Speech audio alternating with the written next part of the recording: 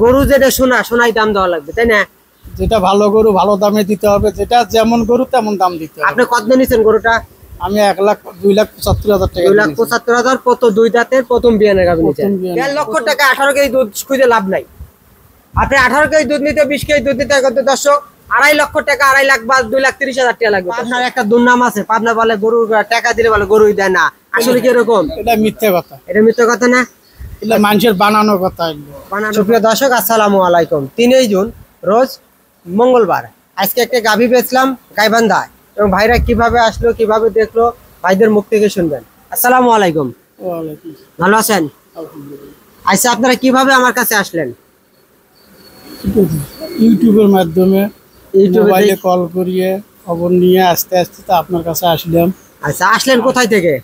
গাইবান্ধা থেকে। গাইবান্ধা থেকে। এই যে আইসা দেখে শুনে গাভী নিলেন, ভালো লাগলো না? অনেক সুন্দর হয়েছে, অনেক ভালো লাগছে। তাতে আমার বাড়ি ঘরও দেখলেন, আমার প্রতিষ্ঠানও দেখলেন। আপনাদের কথাবার্তা ভালো, আপনাদের কাছে গরু কিনিও ভালো লাগলো। আচ্ছা, গাড়িতে উঠা তো দিছি নাকি? গাড়িতে উঠে নিচে, এখন চলে যাবো। এখন চলে যাবেন। রবি, আমার খামারে তো আরো গাভী আছে। আরো আছে, আরো সুন্দর সুন্দর গাভী আছে। এরকম আইসে আপনার এলাকার থেকে বা বাংলাদেশের যে কোনো জায়গা থেকে কেউ দেখে যদি নিতে নিতে পারবে। চায় নিয়ে আসি, নিতে পারবে। খুব সুন্দর ব্যবহার, সুন্দর গরু। এখান থেকে আসি নিলে কেউ ঠকবে না। কিন্তু পাবনার একটা দুর্নাম আছে, পাবনা বলে গরু টাকা দিলে বলে গরুই দেয় না, আসলে কি এরকম? এটা মিথ্যে কথা। এটা মিথ্যে কথা না, এটা মানুষের বানানো কথা। বানানোর কথা। আচ্ছা, গরু যেটা সোনাই দাম দেওয়া লাগবে, তাই না?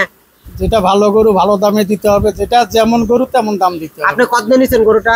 আমি 1,02,75,000 টাকা। 2,75,000 কত? দুই দাঁতের প্রথম বিয়ানের গাভী নিয়েছেন। প্রথম বিয়ানের গাভী নিয়েছেন, তাই না? আচ্ছা, আপনি সন্তুষ্ট তো? আমি সন্তুষ্ট। দুধ দেওয়ার মালিক কে, আমি না গরু? ওপর আল্লাহ। গরু আমরা ওসুলে, আল্লাহ পাক যদি দেয় গরুর থেকে। হ্যাঁ, একটা জাত গাভী কিনতে হবে। জাত কিনলে দেওয়ার মালিক একজন। দেওয়ার মালিক। আচ্ছা, ঠিক আছে। আমি পার্শ্ববর্তী আরেক ভাই আছে, ওনার সাথে কিছুটা কথা বলি। আসসালামু আলাইকুম ভাই। ভাই ভালো আছেন? কোথায় থেকে আসছেন? আমি আছি গাইবান্ধা থেকে। গাইবান্ধা থেকে। একসাথে তো আসছেন, তাই না?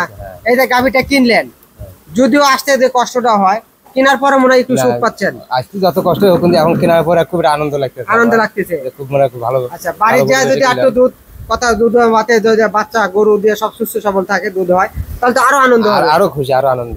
আপনার এলাকাতে যে কেউ আসতে চায়, হ্যাঁ, আমি নির্বিঘ্নে আসতে পারবে তো? অবশ্যই আমি আসলে এইভাবে দেখে শুনে নিতে পারবে, তাই না?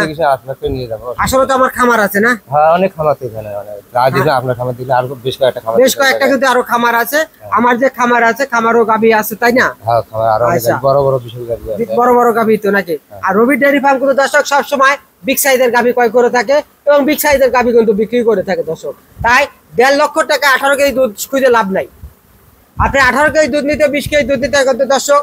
2.5 লক্ষ টাকা, 2.5 লাখ বা 2,30,000 টাকা লাগবে দর্শক।